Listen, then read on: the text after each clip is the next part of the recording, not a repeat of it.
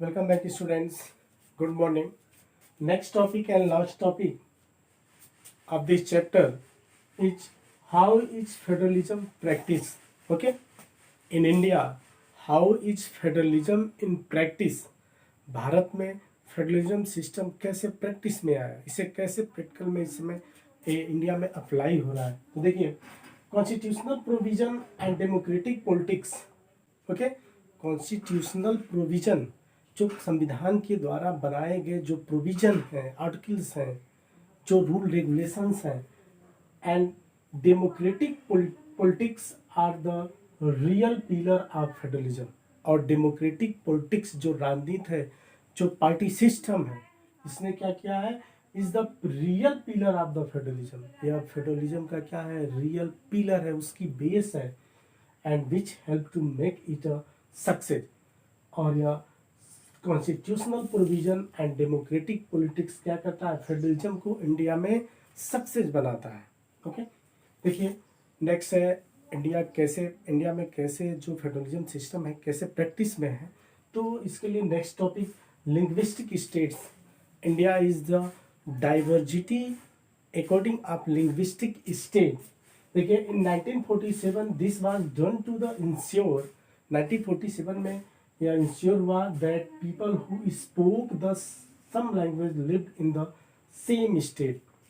ऐसे लोग जो कुछ स्पेशल लैंग्वेज बोलते हो और सेम स्टेट में रहते हो, इसके लिए खास करके साउथ इंडियन पीपल ने लार्ज स्केल पे लेके काफ़ी रिवोल्ट हुआ, वो भी वायलेशन मूवमेंट हुए, वायलेशन रिवोल्ट्स हुए साउथ इंडियंस के द्वारा। यहाँ तक कि साउथ इंडियंस पीपल ने लुटियंस दिल्ली में आके पार्लियामेंट के सामने अपने को आत्मदाह कर लिया।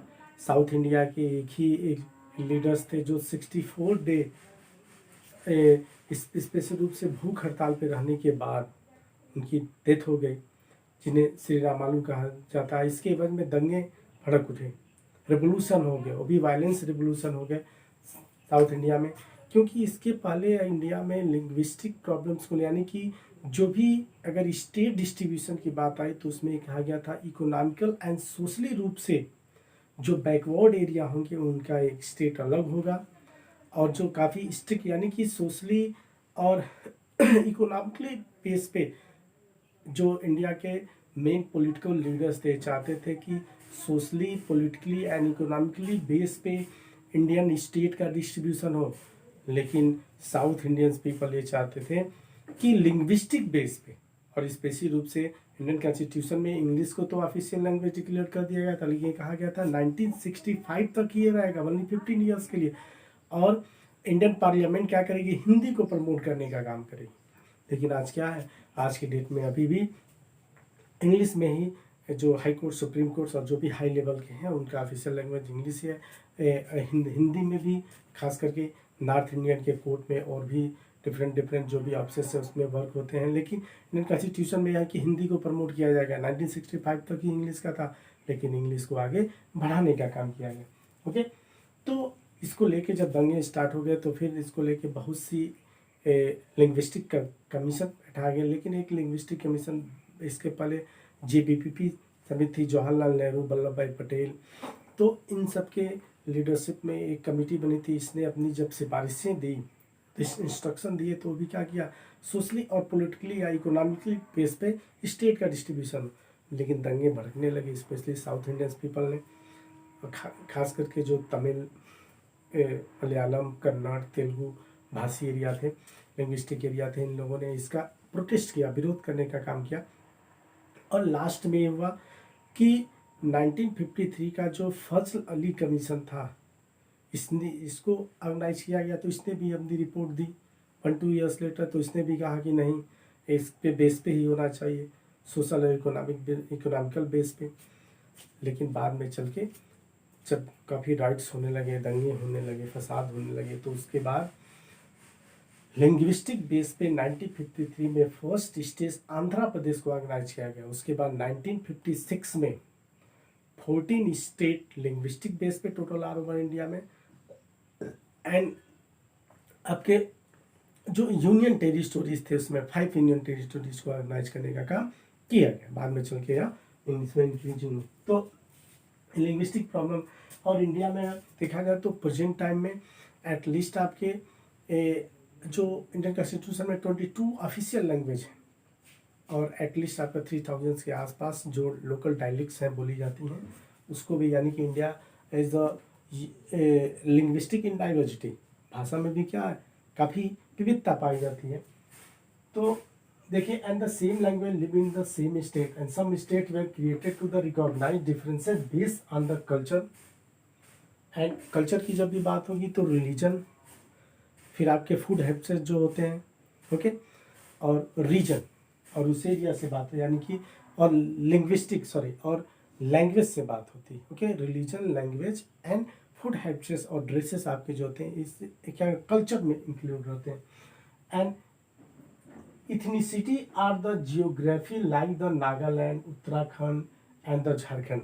इनको ट्राइबल बेस पे बाद में चल के कुछ ऐसे स्टेट बने जो लिंग्विस्टिक बेस पे न बन के ट्राइबल बेस पे बनाए, ओके। जनजातीय आधार, जिसमें उत्तराखंड हो गया, झारखंड हो गया जो 2000 में बना, ओके। फिर आप नॉर्थ ईस्टर्न स्टेट को देख लीजिए, वो ट्राइबल बेस पे है, ट्राइबल जो जनजातीय एरिया। फिर देखिए लैंग्वेज पॉलिसी जो रही, लैंग्वेज पॉलिसी का अभी मैंने एक्सप्लेन भी किया, जिसमें लैंग्वेज पॉलिसी में अगर आज के डेट में देखा जाए तो इंडिया क्या है लैंग्वेज के अकॉर्डिंग डिफरेंट, यहाँ पे एवरी 10 किलोमीटर्स के डिफरेंस पे जो लोकल डायलेक्ट्स हैं उसमें चेंजिंग मिलती है, ओके। फिर देखिए नेक्स्ट है सेंटर स्टेट रिलेशन। जो सेंटर स्टेट रिलेशन है, चूँकि फेडरल सिस्टम है तो फेडरल सिस्टम में से यूनियन और स्टेट गवर्नमेंट में जो पावर डिस्ट्रीब्यूशन है उसकी वो तो अलग है, वो फेडरल सिस्टम का बेस है। बट इसमें सेंट्रल और स्टेटर जो स्टेट के रिलेशन हैं इसको बनाए रखने के साथ ही साथ जो सम्मति से जो कॉन्करेंट लिस्ट है, सेंट्रल लिस्ट है, स्टेट लिस्ट है, और इंडियन कॉन्स्टिट्यूशन में क्या किया गया, इसका आर्टिकल वाइज इनके पावर को डिस्ट्रीब्यूट करने का काम किया गया। और उसके बाद 1992 में 72, 73 and 74 constitutional amendment bill pass करके लोकल सेल्फ गवर्नमेंट को इस्टेब्लिश करने का काम किया गया, ओके। जिसमें लोकल सेल्फ गवर्नमेंट में पंचायती राज और म्यूनिसिपैलिटीज, इसमें मैंने बताया 3 लेवल होते हैं। एक ग्राम पंचायत होता है, लोकल लेवल पे पब्लिक जो भी ग्राम सभा होती है उनसे अपने एक हेड को, प्रधान को इलेक्ट करते हैं। फिर ब्लॉक समिति होती है ब्लॉक लेवल पे, इसमें डिफरेंट जो पीटीसी होते हैं उसमें से एक इनडायरेक्टली ब्लॉक प्रमुख को इलेक्ट करते हैं। फिर जो जिला पंचायत यानी कि जो डिस्ट्रिक्ट पंचायत मेंबर्स होते हैं वो क्या करते हैं, डिस्ट्रिक्ट पे प्रेसिडेंट को इलेक्ट करने का काम करते हैं इनडायरेक्टली, ओके।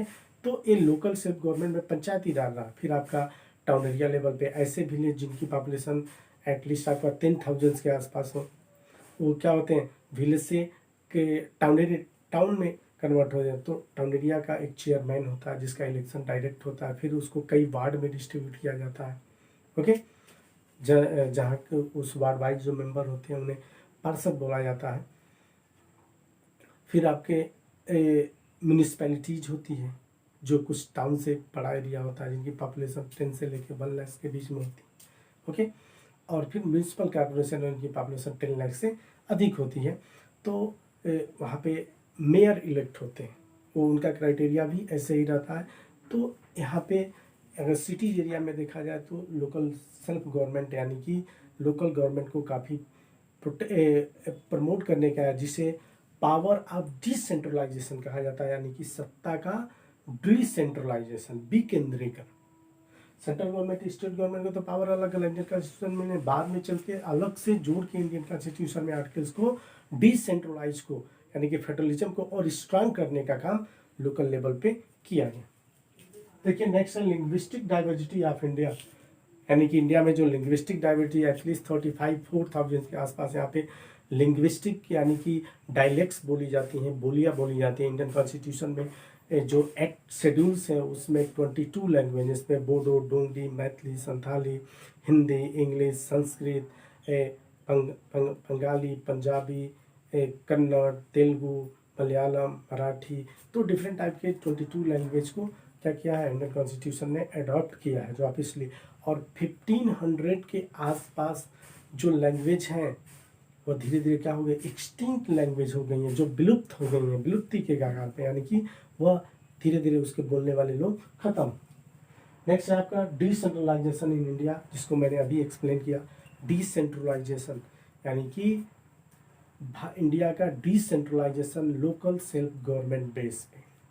1956 में जो बलवंत राय मेहता कमेटी बनी थी, बलवंत राय मेहता कमेटी ने जो अपनी सिफारिशें दी, जो इंस्ट्रक्शन दिए, उस बेस पे उसने कहा कि टोटल ऑल ओवर इंडिया में 3 tyre level local self government होनी चाहिए, ठीक, जिसमें ग्राम पंचायत, ब्लॉक समिति और डिस्ट्रिक्ट कॉन्स्टिट्यूट या डिस्ट्रिक्ट काउंसिल, जिला पंचायत, और इसी तरह शहरों में भी, सिटीज एरिया में भी town area, municipality and municipal corporation. और इनके इलेक्शन के लिए स्पेशल उस स्टेट में स्टेट इलेक्शन कमीशन को अपॉइंट किया गया, जो क्या करता है 5 ईयर्स लेटर या जब भी जैसे भी हो इनके इलेक्शन कराने का काम करता है, जो स्पेशल इन्हीं लोकल सेल्फ गवर्नमेंट के लिए ही इनकी स्टेट इलेक्शन कमिश्नर की अपॉइंटिंग होती है। ओके, तो ये रहा आपका फेडरलिज्म चैप्टर, ये अब समाप्त हो गया।